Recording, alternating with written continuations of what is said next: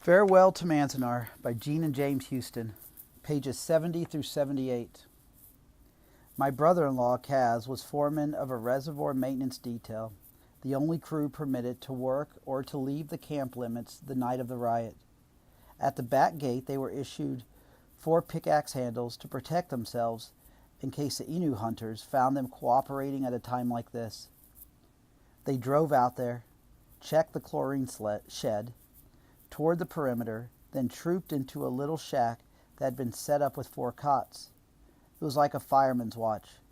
Each crew spent 24 hours on standby, making periodic checks, clearing the debris, doing whatever was necessary to keep the water moving into camp. The shack had 1 window, but when they turned off the light and stretched out on the cots, they could barely see its outline. The night was so dark. Kaz lay there trying to see the line between the dark inside and the dark outside the shack, and he thought he saw something pass across the window, but called it his imagination and shut his eyes. A moment later, the door crashed open. A flashlight was blinding him. He felt the sharp jut of a gun sight against his cheek. Someone yelled, "All right, you Japs, up against the wall." He jumped out of bed and saw 4 MPs with Tommy guns, a sergeant and 3 privates. While Kaz backed to the wall to join his crew, that gun barrel stayed right against his chest. The MPs kept yelling, "Come on, Japs, move it, move it." Kaz finally found his voice. "Hey, what's the matter with you guys?" The sergeant in charge was wild-eyed, scanning the room as he fanned the air with his Tommy gun, sure he had uncovered a nest of saboteurs. He was about the same age as Kaz, early 20s. "What the hell are you doing here?" he yelled. "We're the reservoir crew.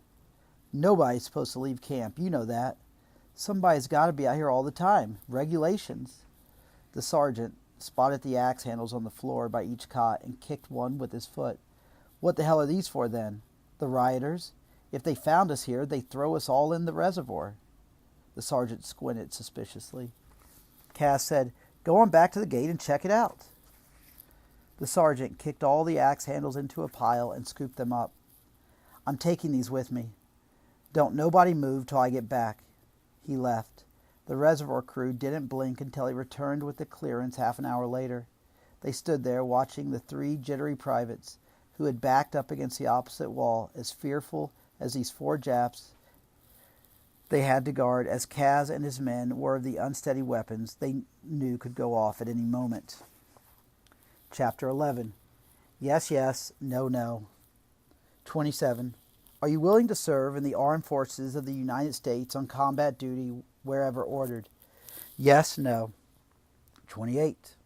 Will you swear unqualified allegiance to the United States of America and faithfully defend the United States from any or all attack by foreign or domestic forces, and forswear any form of allegiance or obedience to the Japanese Emperor or any other foreign government or organization? Yes, no.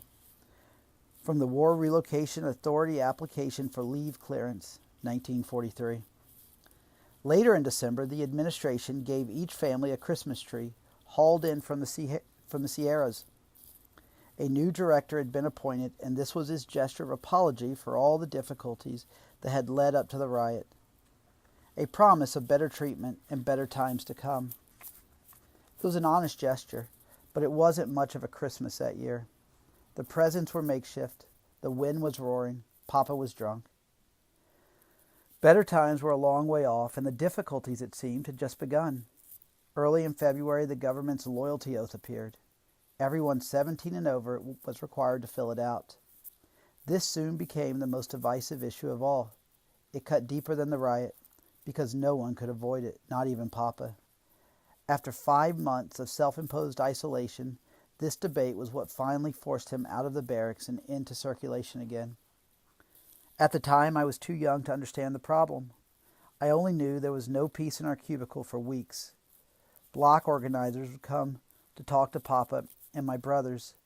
They would huddle over the table a while, muttering like conspirators, sipping tea or one of his concoctions. Their voices gradually would rise to shouts and threats. Mama would try to calm the men down. Papa would tell her to shut up. Then Granny would interrupt and order him to quit disgracing Mama all the time.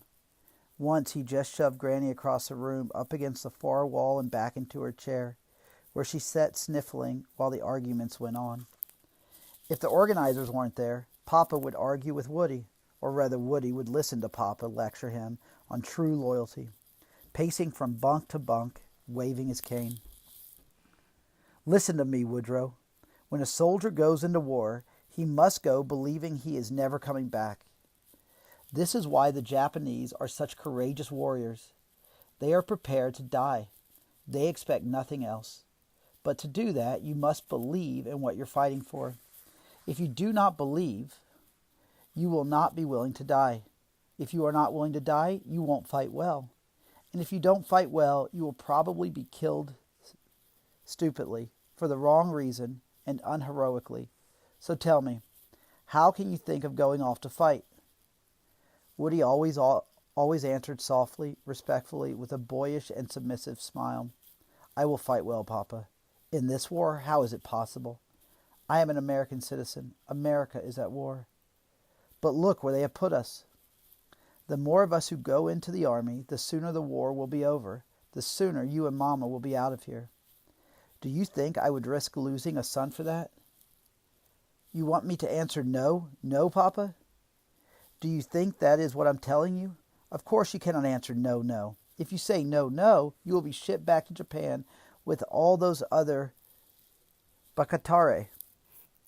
But if I answer yes, yes, I will be drafted anyway, no matter how I feel about it. That is why they are giving us the oath to sign. No, that is not true. They are looking for volunteers, and only a fool would volunteer. Papa stared at Woody, making this a challenge.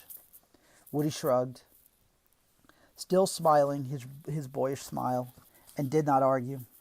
He knew that when the time came he would join the army, and he knew it was pointless to begin the argument again. It was a circle. His duty as a son was to sit and listen to Papa thrash his way around it and around it and around it.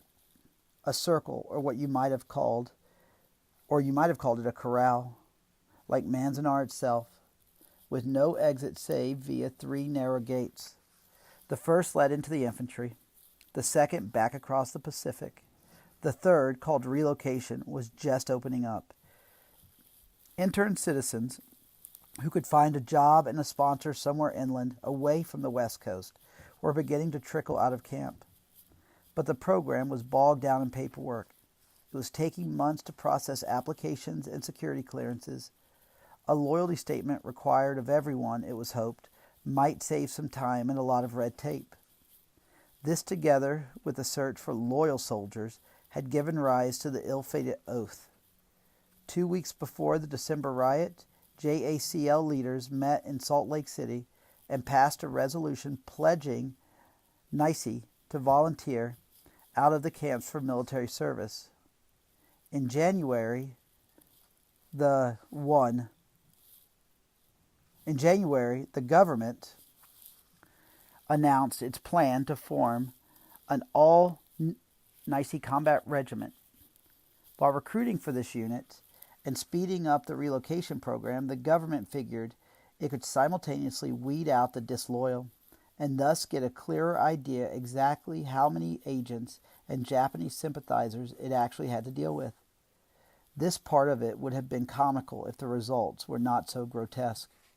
No self-respecting espionage agent would willingly admit he was disloyal, yet the very idea of the oath itself, appearing at the end of that first chaotic year, because the final goad that prodded many once loyal citizens to turn militantly anti-American. From the beginning, Papa knew his own answer would be yes, yes. He agreed with Woody on this much, even though it meant swearing allegiance to the government that had sent him to Fort Lincoln and denying his connections with the one country in the world where he might still have the rights of a citizen. The alternative was worse. If he said no, no, he could be sent to Tule Lake Camp in Northern California, where all the disloyal were to be assembled for what most people believed would be eventual repatriation to Japan. Papa had no reason to return to Japan. He was too old to start over. He believed America would win the war, and he knew, even after all he'd endured, that if he had a future, it still lay in this country. What's more, a move to Tule Lake could mean a further splitting up of our family. This was a hard choice to make, and even harder to hold to. Anti-American feeling in camp ran stronger than ever. Pro-Japan forces were trying to organize a no-no vote by blocks in massive resistance. Others wanted to boycott the oath altogether in a show of non-cooperation, or through the mistaken fear that anyone who accepted the form would be shipped out of camp.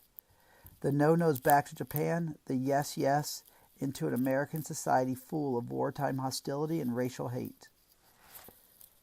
A meeting to debate the matter was called in our mess hall. Papa knew that merely showing his face would draw stares and muttered comments. Yes was just what they expected of an Inu. But he had to speak his mind before the no-no contingent carried the block. Saying no as an individual was one thing. Bullying the entire camp into it was quite another. At the very least, he didn't want to be sucked into such a decision without having his own opinion heard.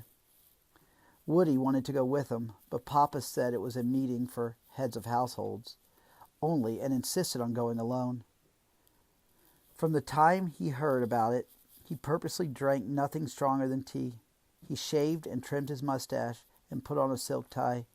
His limp was nearly gone now, but he carried his cane and went swaggering off down the narrow walkway between the barracks, punching the packed earth in front of him.